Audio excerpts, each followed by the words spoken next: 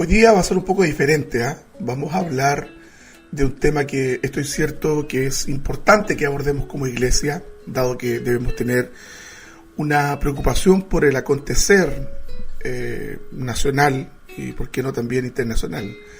Que seamos conscientes de lo que está ocurriendo y cómo se están instalando en el mundo político, en el mundo cultural y ciertamente también en el mundo social, planteamientos que contravienen frontalmente lo que la Escritura nos plantea.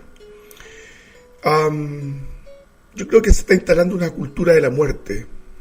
Estamos siendo testigos de un cambio radical de paradigma. Para los que no saben, un paradigma en términos muy simples es un modelo, un referente que nos permite guiarnos a interactuar con el mundo que nos rodea. Este cambio paradigmático se relaciona con el valor de la vida, o con el valor, hermanos, que se le asigna a la vida. Si bien es cierto, los derechos humanos, desde su dictación, el año 1948, señala sin ambages alguno que se debe respetar la vida humana, pero hoy existe una suerte de redefinición de la vida humana, de su funcionalidad, si lo podemos mencionar de esta manera. Por esta razón, el aborto y la eutanasia se ha transformado en un motivo de disputa entre vastos sectores de la sociedad. Esta disputa los ha agrupado entre quienes defienden la vida desde su concepción respecto de otros que desean dar todo su respaldo jurídico para que una mujer aborte bajo ninguna causal específica y se han puesto bajo el paraguas de la consigna aborto libre, seguro y gratuito. Usted pensará que este tema puede parecer no tan espiritual, pero es necesario, hermanos, conocer qué es lo que nos dice la Escritura respecto de esto. Debemos estar preparados también para ofrecer defensa, dado que el cristianismo ha sido promotor de la vida siempre. También estoy cierto, hermanos y hermanas, que este tema no lo vamos a agotar en 30 minutos que dura esta reflexión, 35 minutos a lo sumo. Es necesario que usted también profundice, se eduque, se informe respecto de lo que se lleva tratado hasta este momento en las comisiones de salud en el Congreso. Ya han habido algunos comentarios muy destemplados de algunas diputadas particularmente que están llamando la atención a no usar expresiones como guagüita, como se dice acá en Chile, o niño o hijo, sino más bien referirse a feto, cigoto, de tratar de impersonalizar, no sé si la expresión es un tanto correcta, o despersonalizar al ser humano que la mujer lleva en su vientre y reducirlo a un feto. Estamos ciertos que dentro del proceso de desarrollo, evidentemente que también se le asigna ese nombre científicamente hablando, pero al privar a una mujer de que lo llame hijo, también de alguna forma es promover esta acción descarnada de restarle valor a la vida también. Permítame contarle, hermanos, que en el caso de nuestro país existe una ley de aborto restrictiva que señala que éste se puede llevar a cabo bajo 3 causales concretas. Esta fue la primera lucha que dieron las feministas y recuerdo muy bien que señalaban muchas de las promotoras, que esto no significaba que alguien vaya a abortar por abortar, sino que son 3 razones concretas y definidas. El asunto es que hoy día las mismas que lucharon para implantar estas 3 causales hoy día están bregando en el Congreso, luchando, para que no se restrinja el deseo de abortar a las 3 causales ya previstas en la ley, sino que hoy día sea el aborto libre, cuando la mujer lo disponga, que cuente con todos los elementos de seguridad y que sea gratuito, es decir, el Estado que tanto deplora el feminismo acusándolo de patriarcal, entonces hoy día está promoviendo la idea que sea el Estado quien financie los abortos. Las 3 causales, yo sé que usted las conoce, pero permítame igual mencionárselas. La primera de ellas, la mujer se encuentra en riesgo vital, de modo que la interrupción del embarazo evite un peligro para su vida. Esa es la primera causal. Es decir, cuando la mujer sea expuesta en razón de un embarazo de riesgo, se privilegie la vida de la madre. En realidad, esto no es nada nuevo. Escuchando a los médicos especialistas, es una práctica que se ha llevado a cabo durante mucho tiempo.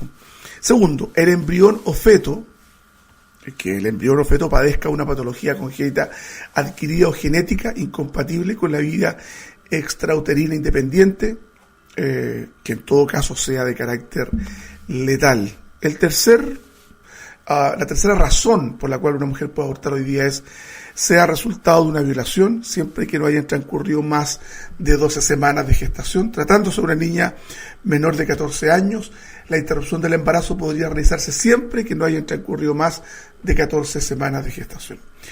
Estas tres razones que parecen muy decidoras, determinantes, finalmente han sido cuestionadas. Siempre cito al doctor Jorge Becker, un experto en medicina materno-fetal que trabaja en el hospital de Talca y que ha sido uno de los principales objetores de conciencia, es decir, de médicos que se oponen a que se les obligue a practicar un aborto.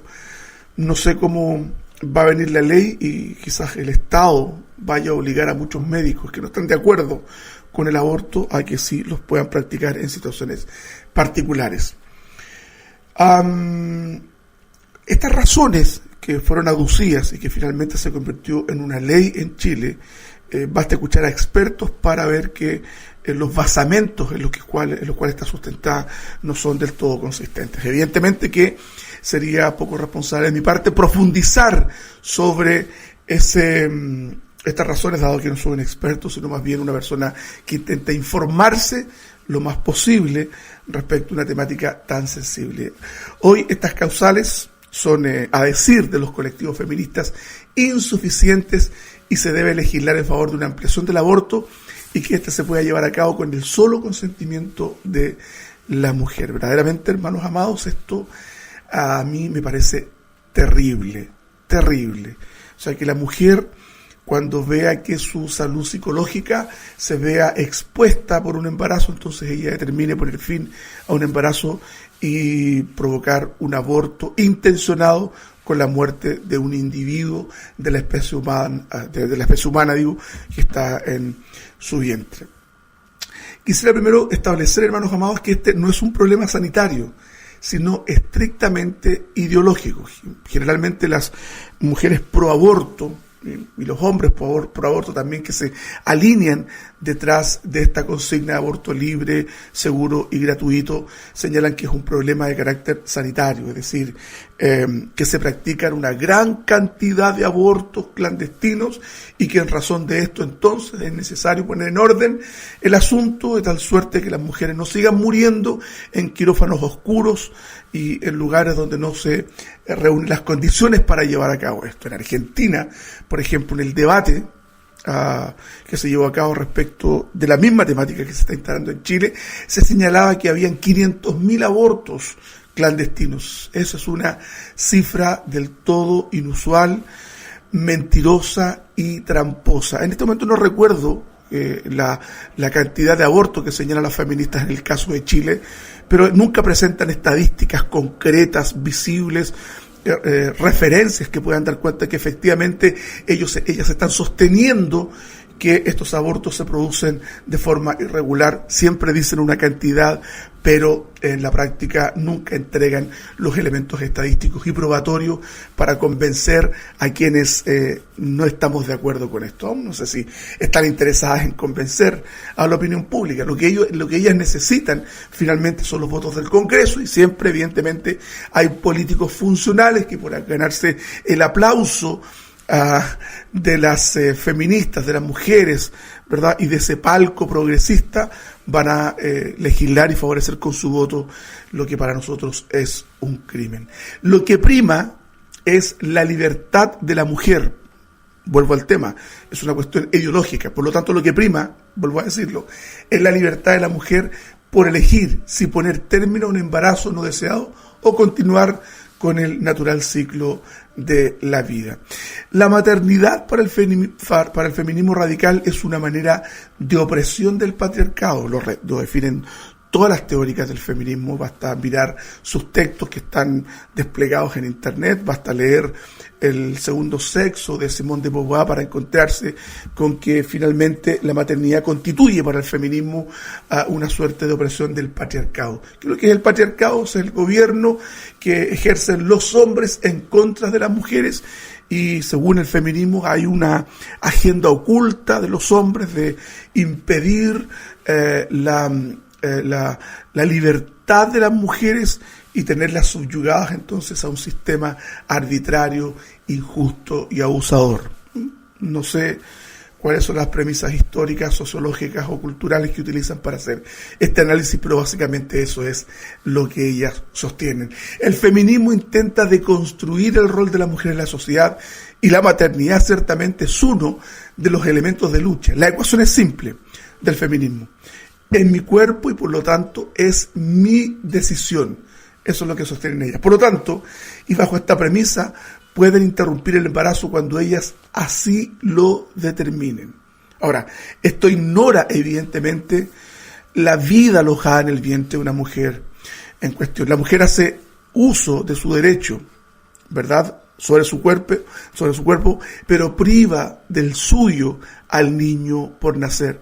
En este contexto, los colectivos feministas reivindican la interrupción voluntaria del embarazo, llamada la sigla IV o B corta E, como una de los principales derechos sexuales y reproductivos de las mujeres y que defienden que se trata de una cuestión de derechos humanos y salud pública. Eso es lo que sostienen ellas. Me pregunto, siempre hago esta pregunta y abro también el abanico a quien no esté de acuerdo con lo que uno esté planteando. ¿Dónde los derechos humanos señalan que se le asigna a una mujer el derecho de poner término a la vida de un individuo de la especie humana en su matriz, en su guatita, como decimos en Chile? La ética feminista intenta hacernos creer que su derecho a elegir tiene primacía sobre el pequeño que está por nacer. ¿Por qué, hermanos, es que derivamos nuestro análisis acerca del aborto al feminismo militante? Porque tiene una estrecha relación. Y es muy simple, hermanos y hermanas, pues quienes encabezan la lucha por la liberación del aborto son precisamente estos colectivos que cuentan con recursos inyectados en muchos casos por empresas que se dedican al negocio del aborto. Tal es el caso de la IPPF o famosa Planned Parenthood, quienes detrás de esos edulcorados eslogans se esconde una mortífera industria que asesina a bebés por miles. Se dice que en el año 2018 esta transnacional del aborto fue responsable de casi 1,5 millones de abortos y se encuentra Planned Parenthood como empresa pro aborto en 170 países. Se dice que tiene más de 30.000 clínicas abortivas desplegadas en el mundo. Hoy día hay muchas personas que han salido del mundo de la industria abortiva. Una de ellas es Abby Johnson, que hay una película que fue, lo hemos mencionado, fue prohibida en muchos países simplemente porque contravenía el status quo instalado en muchas naciones acerca de este supuesto derecho de la mujer de abortar,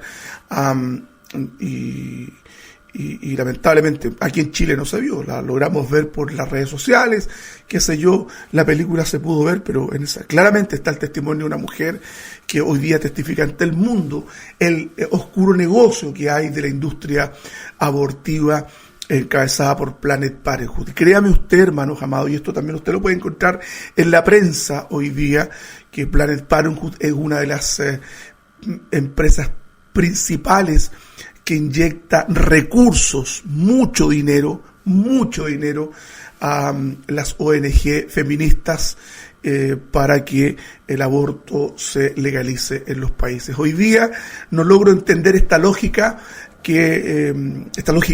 revolucionaria que muchas veces encarna también el sueño del feminismo militante acerca de estar en contra del capitalismo y en contra del imperialismo, cuando quienes ponen hoy día el dinero para promover el aborto son precisamente empresas transnacionales que vienen desde Estados Unidos. Así que cuando decimos que es un problema ideológico y no sanitario, señalamos que el aborto libre responde a una cuestión discursiva y se alimenta de estadísticas, las que hasta ahora, como decíamos delante, no se han documentado debidamente. En el caso de Argentina, partimos diciéndolo, las feministas señalaban que se hacían entre 300.000 y 500.000 abortos clandestinos. Y hasta ahora los he visto, hermanos amados, y en muchos debates no se ha entregado y ni se entregó una sola prueba que documente la cifra señalada. Lo he mencionado incansablemente. El debate del aborto no es ganado por razones médicas, ni sanitarias, ni científicas. El aborto lo ganan simplemente por razones ideológicas y por contar con políticos funcionales que ponen a disposición su voto para obtener el aplauso del progresismo y de aquellos que siguen, no muy reflexivamente, las ideas progresistas, es decir, no teniendo mucha idea de lo que verdaderamente ocurre. Yo siento que hay muchas mujeres, muchas jovencitas, muchas adolescentes que hoy día están detrás de este ideal del pañuelo verde, pero que no tienen de fondo idea lo que verdaderamente se está tramando en la oscuridad de las oficinas, por ejemplo, de Planned Parenthood, esta gran empresa que hoy día favorece con dinero fresco, sustancioso, las políticas de aborto en América Latina. Evidentemente, porque hay un negocio detrás de ello. Cuando hablamos del feminismo, necesariamente tenemos que hablar de las feministas. Una de ellas es Shulamit Firestone, que en su libro La dialéctica del sexo, un texto, me parece que el año 1970, ya en ese entonces plantea que para asegurar la eliminación de las clases sexuales se requiere la sublevación de la clase dominada, las mujeres. Esta mujer era marxista, judío marxista, y uno de esos elementos de su versión por lo cual debiese luchar, planteaba Firestone en sus textos, es el control de la reproducción. Mediante este empoderamiento obtenido por el poder, propone no solo la completa restauración a las mujeres de la propiedad sobre sus cuerpos, sino también el absoluto control sobre la fertilidad humana, incluyendo tanto las nuevas tecnologías como las instituciones sociales de nacimiento y cuidado de niños. Eso, un texto que saqué del libro La batalla por la mente, la ideología de género y las neurociencias, que finalmente son las que tienen que opinar en temas tan sensibles como los que estamos tratando hoy día. Necesario entonces de decir qué nos señala la Biblia respecto a un tema tan sensible como el aborto. El Salmo 139 es un referente que los cristianos nos acogemos con todo nuestro corazón. Del verso 13 al 16, Salmo 139, señala: Tú, Señor, diste forma a mis entrañas, tú me formaste en el vientre de mi madre. Te alabo porque tus obras son formidables, porque todo lo que haces es maravilloso. De esto estoy plenamente convencido. Aunque en lo íntimo me diste forma y en lo más secreto me fui desarrollando, nada de mi cuerpo te fue desconocido. Con tus propios ojos viste mi embrión. Todos los días de mi vida ya estaban en tu libro. Antes de que me formaras los anotaste y no faltó uno solo de ellos.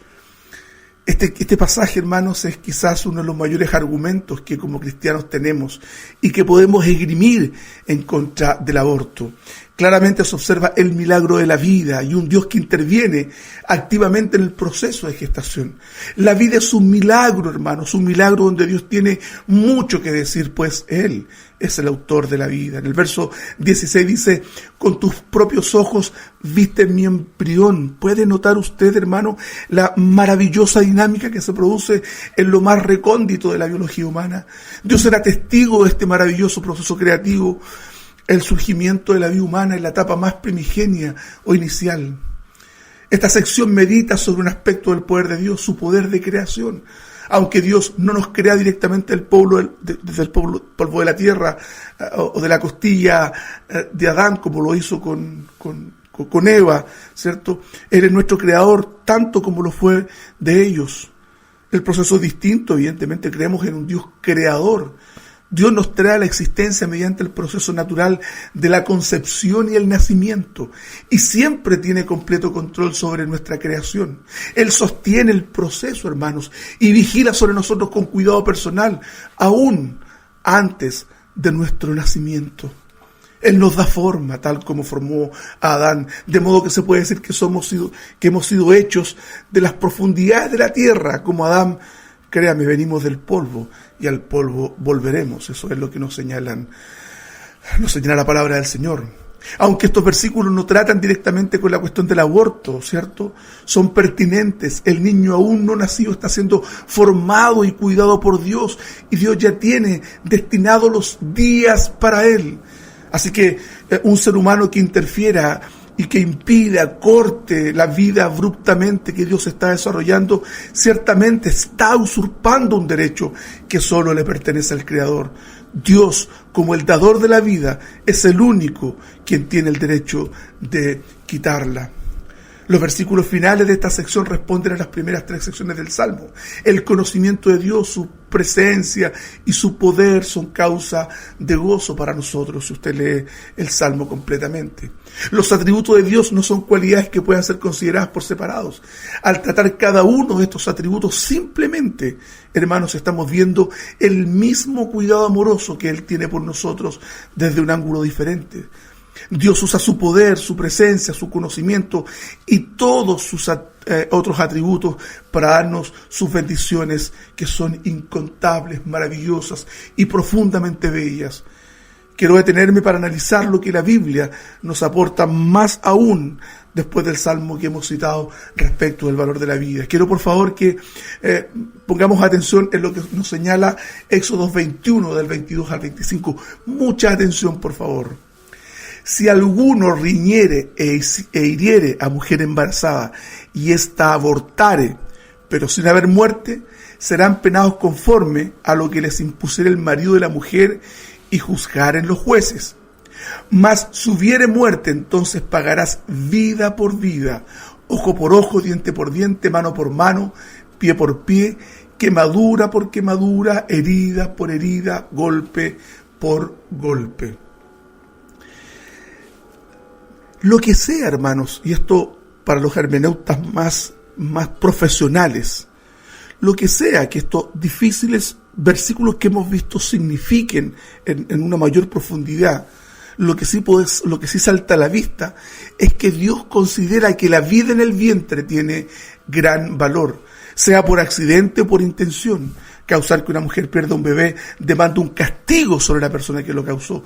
La ley no trató este tema de forma frívola respecto del feto, es decir, cuando alguien provocaba la muerte de ese ser humano alojado en el vientre de una mujer y abortara y muriera, evidentemente, eso era castigado proporcionalmente.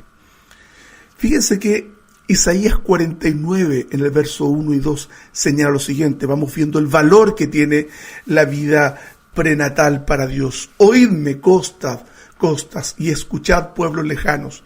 El Señor me llamó desde el vientre, desde las entrañas de mi madre tuvo mi nombre en memoria, y puso mi boca como espada aguda, me cubrió con la sombra de su mano, y me puso por saeta bruñida, me guardó en su aljaba.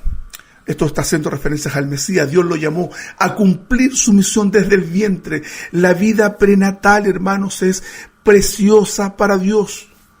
Lo mismo dice Jeremías 1:5, antes que te formase en el vientre te conocí, y antes que nacieses te santifiqué, te di por profeta a las naciones. Tal como en el caso del Mesías, Dios considera a Jeremías y a Juan el Bautista también de infinito valor desde el vientre. Incluso llenó a Juan el Bautista del Espíritu Santo cuando éste estaba en el vientre de Elizabeth. Aquí, hermanos, colisionan dos convicciones: el humanismo secular que menosprecia la vida del no nacido y la concepción judeo-cristiana acerca de lo que la mujer lleva en el vientre. Es un ser humano con todas sus propiedades y características. Ya he mencionado que por lo breve de esta reflexión no podemos profundizar sobre esto, pero hay mucha argumentación científica de las neurociencias que hoy día apoyan entonces la idea de que lo que hay en el vientre de una mujer es un ser humano que no se diferencia con un ser humano nacido como nosotros respecto a su conformación genética. ¿Por qué digo esto, hermanos? Digo esto porque el feminismo militante ha contratado a ciertos mercenarios de las ciencias que sostienen que hasta cierto punto de desarrollo lo que la mujer lleva consigo no es un ser humano y por ende carece de derechos. Hoy día también se ha tratado acerca de, en su proceso de desarrollo embrionario fetal, hasta cierto punto de desarrollo siente o no dolor. O sea, se le ha intentado convencer a la opinión pública que cuando se mete el punzón para asesinar a ese bebé en el vientre de su madre, disculpe la expresión, el bebé no siente dolor. Habrá que mirar un ecógrafo para ver cómo el bebé intenta huir del instrumental médico cuando éste intenta asesinarlo en el vientre. Lo terrible, hermanos, es que el discurso pro aborto ha penetrado en la conciencia colectiva de muchas personas que no tienen una cosmovisión definida acerca de la vida y se dejan llevar por la épica de la lucha feminista y se alinean detrás de quienes intentan ya en Chile legislar por un aborto a libre demanda. Quisiera entonces mencionar ahora, hermanos, ¿tiene el aborto consecuencias físicas y psicológicas en la mujer que se expone a un aborto? Quise incluir en esto, en nuestra reflexión, porque cualquiera pudiera pensar que la mujer después de un aborto queda indemne, sin ningún efecto posterior a una situación tan traumática, porque el aborto es una experiencia traumática. El efecto más pertinente del aborto es, por supuesto, la pérdida premeditada y cruel de una vida humana en manos de su propia madre. Tal tragedia, hermano, tiene ramificaciones espirituales, médicas, emocionales y sociales. Primero, hermanos, quiero referirme acerca de los efectos espirituales. El pecado produce sentimientos de culpabilidad, tanto moral o auténtica culpa, como culpa psicológica, podemos decirlo.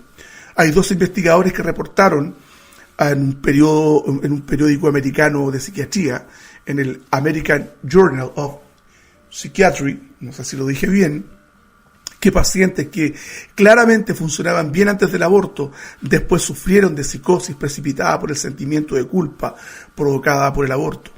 Este sentimiento de culpa que resulta de un aborto puede no solo producir sentimientos profundos de pesar y autorrecriminación, sino, hermanos, también perjudicar la relación de la joven con Dios hasta que se haya arrepentido del pecado y reciba perdón. En muchas iglesias se han recibido mujeres que se han practicado abortos y han llegado destruidas.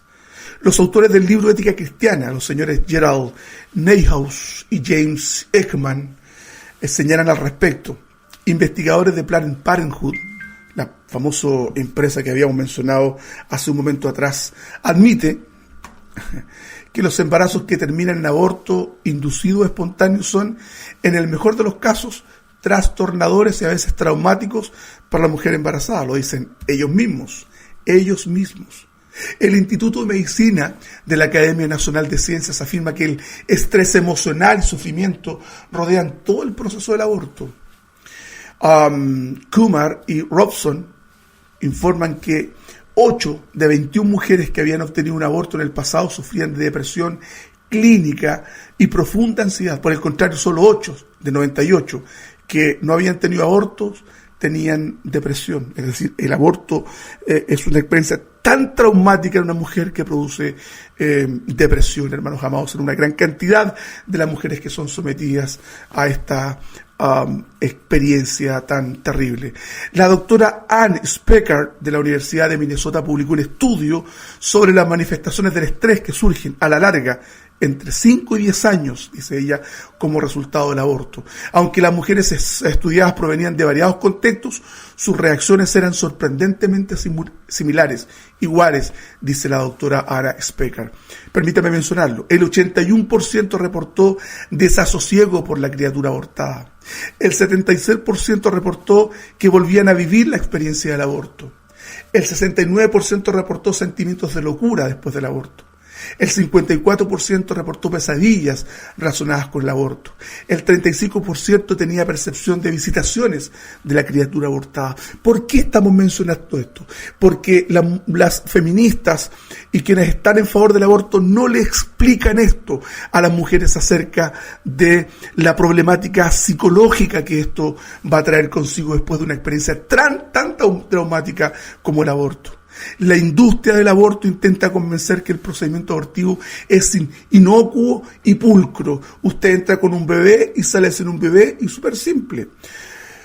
Lo que a la luz de las evidencias periodísticas, que son muchas, nos refieren que es un proceso brutal, que como hemos visto, en muchos casos deja heridas indelebles en la conciencia de muchas mujeres.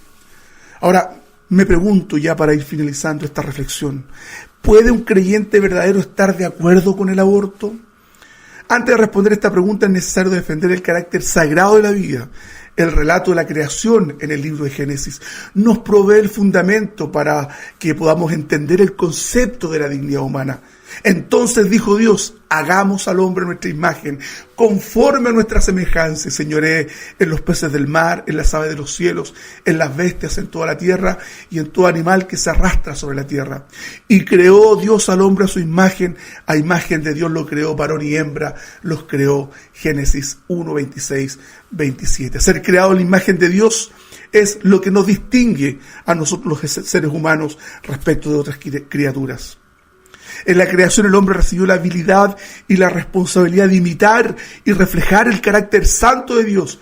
Desde la caída, el espejo se ha manchado con la suciedad del pecado, no cabe duda. Hemos perdido la capacidad de la perfección moral, pero no hemos perdido nuestra humanidad en esta pérdida ética que tuvimos respecto del Señor. La vida es un don de Dios y por tanto el único que tiene autoridad para quitarla y darla es Dios mismo. Eso es lo que debe creer un cristiano apegado a la Escritura.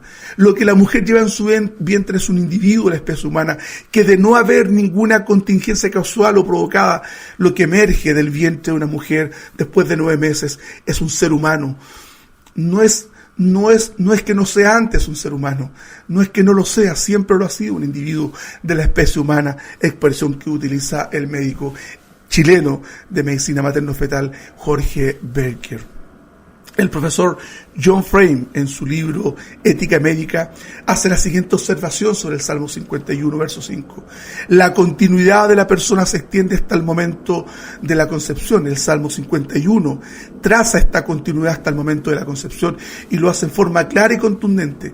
En este pasaje David está meditando sobre el pecado en su corazón que recientemente se había manifestado por medio del adulterio y del terrible homicidio que él había cometido. Reconoce que el pecado en su corazón no es un fenómeno reciente, sino que se puede trazar hasta el momento de su concepción en el vientre de su madre.